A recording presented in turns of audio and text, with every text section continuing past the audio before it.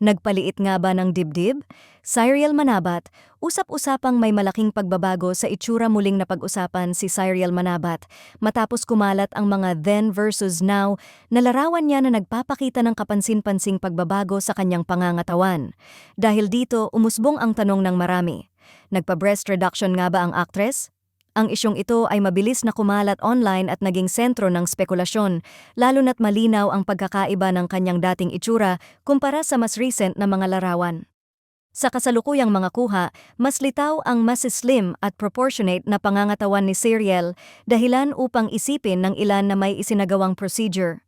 May mga nagsasabi ring tila mas magaan at mas komportable na ang kanyang overall look kumpara noon na mas mabigat tingnan ang kanyang pangangatawan sa harap ng kamera.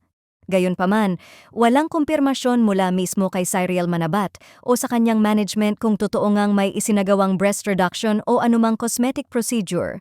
Hanggang ngayon, nananatiling tahimik ang kampo ng aktres at walang inilalabas na opisyal na pahayag kaugnay sa isyong ito. Mahalagang tandaan na ang pagbabago sa itsura ng isang artista ay maaaring dulot ng maraming salik tulad ng lifestyle change, weight loss, fitness routine, tamang wardrobe o natural na pagbabago ng katawan habang nagmamature. Sa kaso ni Cyril, wala pang malinaw na ebidensyang magpapatunay na may naganap na surgical intervention. Sa kabila ng patuloy na usap-usapan, nananatiling pribado ang personal na detalye ng aktres.